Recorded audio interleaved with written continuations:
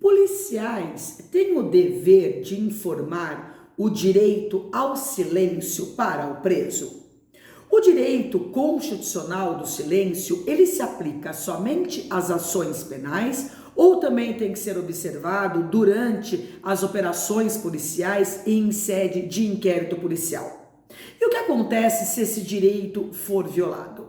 Eu sou a Fernanda Gonçalves, advogada e professora, e quero conversar com vocês acerca de uma decisão da 16ª Câmara de Direito Criminal do Tribunal de Justiça aqui do Estado de São Paulo, que reconheceu a ilicitude probatória da confissão informal de um homem acusado por comércio ilegal de munições de arma de fogo.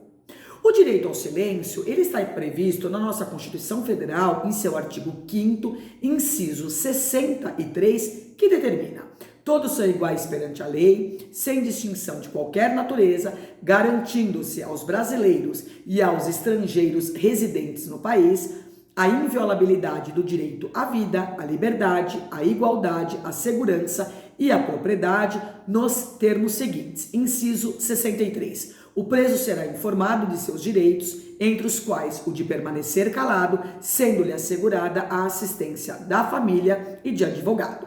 O Código de Processo Penal também tem previsão nesse sentido. Vejamos o que estabelece os artigos 186 e 198. Artigo 186. Depois de devidamente qualificado e cientificado do inteiro teor da acusação, o acusado será informado pelo juiz antes de iniciar o interrogatório de seu direito de permanecer calado e de não responder às perguntas que lhe forem formuladas. Parágrafo único. O silêncio, que não importará em confissão, não poderá ser interpretado em prejuízo da defesa. E artigo 198. O silêncio do acusado não importará a confissão, mas poderá constituir elemento para a formação do convencimento do juiz.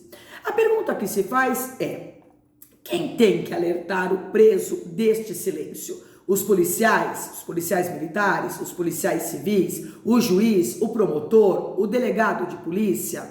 De acordo com esse julgado que comentaremos, o direito ao silêncio não se restringe à fase processual, nem aos interrogatórios formais, mas deve ser observado por todos os órgãos estatais dotados de poderes normativos, sejam judiciais ou administrativos, inclusive aos policiais quando da prisão do suspeito ou do acusado.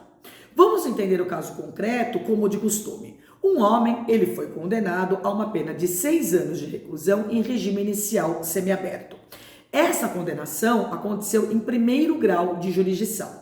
Inconformada, a defesa desse homem apelou desta sentença condenatória e no recurso que foi dirigido ao Tribunal de Justiça do Estado de São Paulo, sustentou a nulidade da confissão informal do réu a policiais civis, uma vez que ele não teria sido alertado do direito ao silêncio, com a consequente contaminação das provas derivadas do depoimento.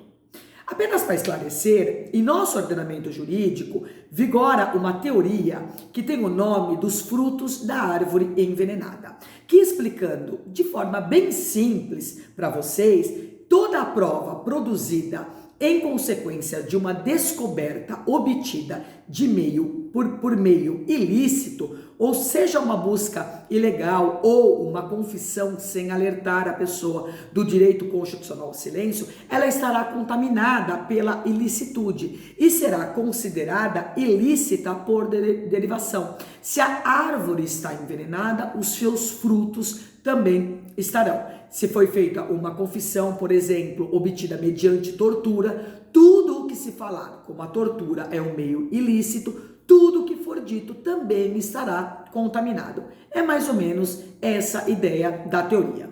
E foi justamente nesta vertente que o relator desembargador Marcos Alexandre Coelho Zilli, que citando esta teoria, afirmou que não poderia se aproveitar esta prova cuja descoberta tinha tido uma origem ilícita. Ele observou ainda que o direito à não incriminação é o corolário das garantias da presunção de inocência e da ampla defesa. E prosseguiu, abre aspas, Para que o exercício do direito seja plenamente assegurado, sobretudo no contexto da investigação criminal, onde a restrição de direitos fundamentais é mais sensível, é indispensável que o imputado seja informado do seu direito, da sua extensão e de seu limite. O julgador ainda observou que, abre aspas novamente, conforme se vislumbra dos autos, a condenação do acusado pela prática do delito previsto no artigo 17 da Lei 10.826 de 2003, que é o Estatuto do Desarmamento, fundou-se exclusivamente na suposta confissão informal realizada aos policiais quando de sua prisão em flagrante. Não há, contudo, qualquer elemento a indicar que as declarações do acusado perante os policiais tivessem sido precedidas da advertência ao direito ao silêncio.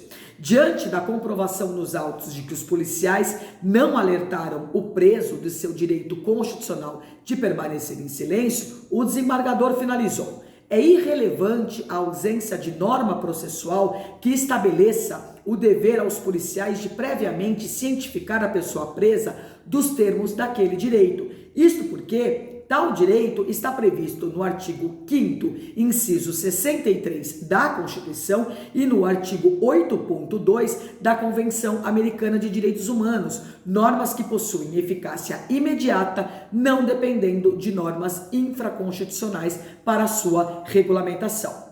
É importante informar que o relator reconheceu a legalidade da investigação, da apreensão das munições e da prisão em flagrante do réu, anulando apenas esta questão da confissão informal e a menção dos policiais a tal depoimento. No mérito, a condenação deste homem foi mantida, mas o desembargador desclassificou a conduta do acusado do delito do artigo 17 do Estatuto do Desarmamento para o artigo 12 do mesmo Estatuto. Em decorrência desta desclassificação, a pena foi reduzida para 1 ano de reclusão em regime inicial aberto, substituída por uma pena restritiva de direitos consistente na prestação de serviços à comunidade, que será fixada pelo juízo da execução penal. Essa decisão foi unânime. Portanto, os direitos têm que ser observados. Para quem tiver interesse em conferir essa decisão, basta acessar os autos 1500308-45.2020.